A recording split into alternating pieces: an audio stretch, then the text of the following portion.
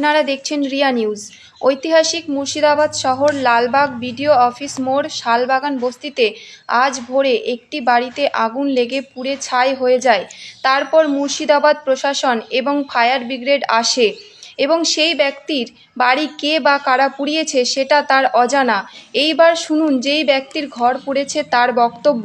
মুর্শিদাবাদ লালবাগ থেকে অঞ্জনা মণ্ডলের report, Riya news.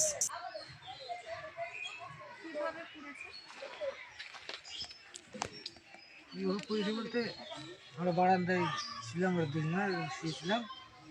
সকালবেলায় ভোরবেলা আজান দেয়, তখন আমরা এখান থেকে যাই ওই গরিব ওই বাড়ি থেকে যাই, ও ঘরে যায় কেমন বিছানা করে কেমন গোল পাচ্ছি। আর কি করে আগুন লাগলো বলতে পারবো না কি করে আগুন লেগেছে। আমরা দুজনে বারান্দায় শুয়েছিলাম, বারান্দা থেকে ভোরবেলা উঠে আমরা দুজনে গিয়েছিলাম ঘুরতে। দিয়ে আমার পাশে বিয়ান এসে আমাকে ধরে যে সংবাদ দিচ্ছে, বিয়ে আপনার ঘর পুড়িয়ে গেল। আমরা আস্তে আস্তেই মিডো ডাকতে ডাকতে আমাদের সব পুড়িয়ে ছাই গেছে, টুকটুকি পুড়িয়ে গেছে, বাসন কুসন সব গলে গেছে পুড়িয়ে। আমার বাক্সতে লোন নেওয়ার টাকা ছিল আমার 60-70 হাজার টাকা, ওটা পুড়িয়ে গেছে। আর এনার অফিস থেকে যে লোনটা নিয়েছিল কিস্তি, ও মাসে মাসে যেটা কাটে ওটা ওতে দেখেছিলাম, সব কটা পুড়িয়ে গেছে। আমরা টাকা পয়সা কিছু পাইনি।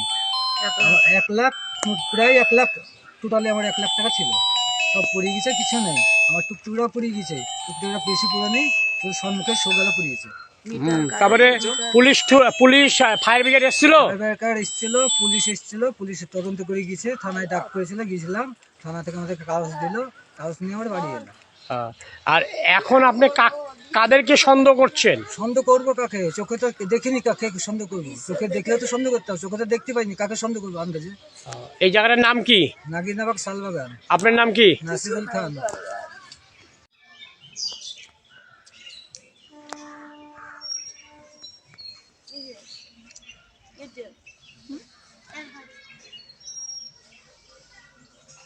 গরিব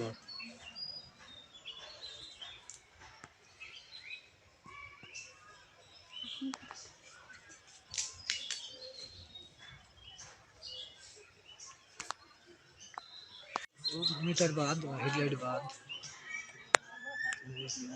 পিক আপ যেটা ওটা এগিয়ে চলে গেছে সব।